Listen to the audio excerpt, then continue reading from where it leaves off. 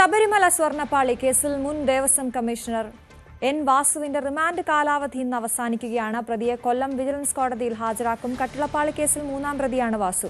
നേരത്തെ വാസുവിന്റെ ജാമ്യാപേക്ഷ കൊല്ലം വിജിലൻസ് കോടതി തള്ളിയിരുന്നു.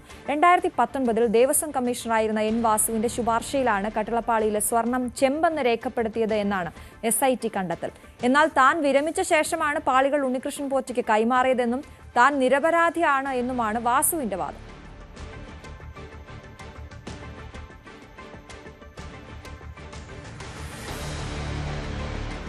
ശബരിമലയിൽ വീണ്ടും തിരക്കേറുകയാണ്. രാവിലെ 7 മണി വരെ 25,000-ത്തിലധികം തീർത്ഥാടകരാണ് മല കയറിയത്. ഇന്നലെ 84,872 പേർ ദർശനം നടത്തി. അന്നദാനത്തിൽ കേരള സദ്യ വിളമ്പണമെന്ന ദേവസ്വം പ്രസിഡന്റ് നിർദ്ദേശത്തിൽ ഇന്ന് ചേരുന്ന ബോർഡ് യോഗം തീരുമാനമെടുക്കും. സജീവ് സി വാര്യർ സന്നിധാനത്ത്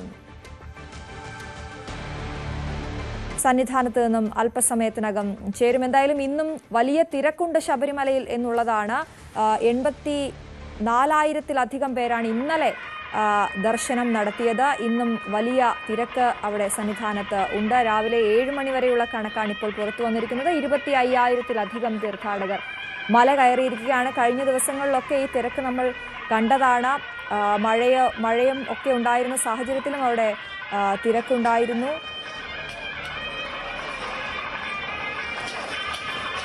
അന്നദാനത്തിൽ കേരള സദ്യ വിളമ്പണമെന്ന ദേവസ്വം ബോർഡിന്റെ നിർദ്ദേശം അത് ഇന്ന് ചേരുന്ന ബോർഡ് യോഗം ആ കാര്യത്തിലും തീരുമാനമെടുക്കും.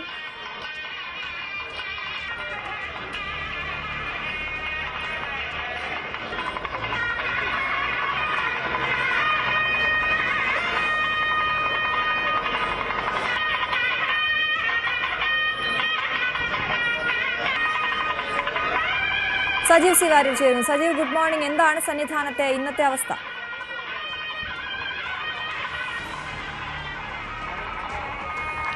Aswathy, good morning. ഇന്ന് രാവിലെ തിരക്ക് ഏറുന്നൊരു കാഴ്ചയാണ് കാണുന്നത്. പക്ഷേ സന്നിധാനത്ത് തിരക്ക് അനുഭവപ്പെടുന്ന രീതിയിലുള്ള ക്രമീകരണങ്ങളാണ് ഏർപ്പെടുത്തിയിരിക്കുന്നത്. ഇന്നലെ 82,000-ത്തിൽ പരം തീർത്ഥാടകരാണ് എത്തിയത്. ഇന്ന് രാവിലെ ആദ്യ മണിക്കൂറുകളിൽ 5,000-ത്തിലേറെ പേർ ഓരോ മണിക്കൂറിലും കയറിയെത്തുന്നുണ്ട്. പടി കടന്ന് 4,500-ഓളം പേർ ഓരോ മണിക്കൂറിലും സന്നിധാനത്തേക്ക് എത്തുന്നു എന്നുള്ളതാണ് ഇപ്പോഴത്തെ കണക്ക്. വെർച്വൽ ക്യൂ വഴിയും അതുപോലെ സ്പോട്ട് ബുക്കിംഗ് വഴിയുമാണ് തീർത്ഥാടകർ എത്തുന്നത്. കഴിഞ്ഞ ദിവസങ്ങളിൽ അല്ലെങ്കിൽ ഇനി വരാനായിട്ടുള്ള ദിവസങ്ങളിലുള്ള ബുക്ക് ചെയ്ത ആളുകളും എത്തുന്നത് കൊണ്ടാണ് ഈ സംഖ്യയിൽ, അതായത് 70,000 എന്ന സംഖ്യയിൽ മാറ്റമുണ്ടാകുന്നത്.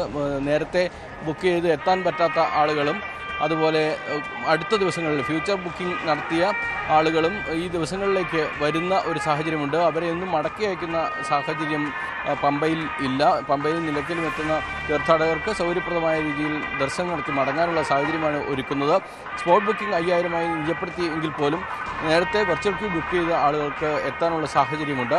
അതോടൊപ്പം ഓരോ 3 ഇടങ്ങളിൽ, അതായത് നിലയ്ക്കലും പമ്പയിലും സന്നിധാനത്തേക്കുള്ള ശരണവഴിയിലുമെല്ലാം തന്നെ റെഗുലേറ്റ് ചെയ്തുകൊണ്ടാണ്, അതായത് നിയന്ത്രിതമായ രീതിയിലാണ് തീർത്ഥാടകരെ കടത്തിവിടുന്നത്. അതുകൊണ്ട് തന്നെ സന്നിധാനത്തെത്തുന്ന തീർത്ഥാടകർക്ക് തിക്കും തിരക്കുമില്ലാതെ സുഗമമായ രീതിയിൽ ദർശനം നടത്താനുള്ള സാഹചര്യം ഒരുങ്ങുന്നുണ്ട്. 1,00,000-ഓളം പേർ എത്തുമ്പോൾ പോലും അത്തരത്തിൽ തിരക്കില്ലാത്ത രീതിയിൽ തൊഴാനുള്ള സാഹചര്യം ഒരുക്കി കൊടുത്തുകൊണ്ടാണ് ദേവസ്വം ബോർഡും പോലീസും സംവിധാനങ്ങൾ ഏർപ്പെടുത്തിയത്. അതേസമയം ഇന്ന് അന്നദാന സദ്യയിൽ ഒരു തീരുമാനമുണ്ടാകുന്ന ദിവസമാണ്. ഇക്കാര്യത്തിൽ ഇന്ന് ചേരുന്ന ദേവസ്വം ബോർഡ് യോഗത്തിൽ തീരുമാനമുണ്ടാകും. നേരത്തെ ദേവസ്വം ബോർഡ് പ്രസിഡന്റ് K. ജയകുമാറാണ് ഇക്കാര്യം ആവശ്യപ്പെട്ടത്. കേരള സദ്യ അന്നദാനത്തിൽ രാവിലെ ഉച്ചയ്ക്ക് നൽകും എന്നായിരുന്നു. രാവിലെയും വൈകിട്ടും ഉച്ചയ്ക്കുമായി കരാർ നൽകിയിരുന്ന കരാറുകാരനാണ് അത് ഏറ്റെടുത്തിരുന്നത്. എന്നാൽ ഇതിലൊരു സാങ്കേതിക പ്രശ്നമുണ്ട്. കാരണം നേരത്തെ പുലാവ് നൽകുന്നതിന് വേണ്ടിയാണ് കരാർ നൽകിയിരുന്നത്. കരാറിൽ മാറ്റമുണ്ടാകുമ്പോൾ സ്വാഭാവികമായിട്ടും അതിൻ്റെ തുകയിലെല്ലാം മാറ്റമുണ്ടാകും. പുതിയ ടെൻഡർ വിളിക്കാനുള്ള സാഹചര്യവും ഇപ്പോഴില്ല. അതുകൊണ്ട് പുതിയ ടെൻഡർ വിളിച്ചാൽ നിലവിലുള്ള കരാറുകാരൻ കേസിന് പോകും. അതേസമയം ഇയാൾക്ക് തന്നെ കരാർ നൽകിക്കഴിഞ്ഞാൽ മറ്റ് പുറത്തുള്ള കരാറുകാർ, താല്പര്യമുള്ള ആളുകൾ കേസിന് പോകുന്ന ഒരു സാഹചര്യം ഉണ്ടാകും. ഇതെല്ലാം തന്നെ സ്വാഭാവികമായും പ്രശ്നങ്ങൾ ഉണ്ടാക്കുമെന്നുള്ളതാണ് ദേവസ്വം ബോർഡിൻ്റെ ഒരു പ്രധാന പ്രശ്നം. ഒപ്പം തന്നെ ഇലയിൽ സദ്യ വിളമ്പുമ്പോൾ അത് ഇല ഡിസ്പോസ് ചെയ്യുന്നതായിട്ടുള്ള പ്രശ്നങ്ങളുണ്ടാകും. അതോടൊപ്പം സദ്യയ്ക്കുള്ള സാധനങ്ങൾ എത്തിക്കുന്നതിനുള്ള പ്രായോഗിക പ്രശ്നങ്ങളുണ്ട്. ഇതെല്ലാം തന്നെ ദേവസ്വം ബോർഡിനെ കുഴക്കുന്നുണ്ടായിരുന്നു. അക്കാര്യത്തിലുള്ള അവലോകനങ്ങൾ 2-3 തവണ നടന്നതാണ്. ഇന്ന് ഇന്നത്തെ ദേവസ്വം ബോർഡ് യോഗത്തിലാണ് ഇക്കാര്യത്തിൽ തീരുമാനമെടുക്കുക. അതേസമയം സദ്യ വിളമ്പിയാൽ മറ്റ് സംസ്ഥാനങ്ങളിൽ നിന്നുള്ള തീർത്ഥാടകർക്ക് അത് എത്രത്തോളം സന്തോഷകരമായ അല്ലെങ്കിൽ അവരെത്ര എങ്ങനെ സ്വീകരിക്കും എന്നുള്ള കാര്യത്തിലും ഒരു സംശയമുണ്ട്. അതുകൊണ്ടാണ് ഇക്കാര്യത്തിൽ ഒരു അവലോകനം വീണ്ടും നടത്താൻ ദേവസ്വം ബോർഡ് തീരുമാനിച്ചിരിക്കുന്നത്. എന്തായാലും ഇന്നത്തെ യോഗത്തിൽ ഇക്കാര്യത്തിലും തീരുമാനമുണ്ടാകും. അശ്വതി.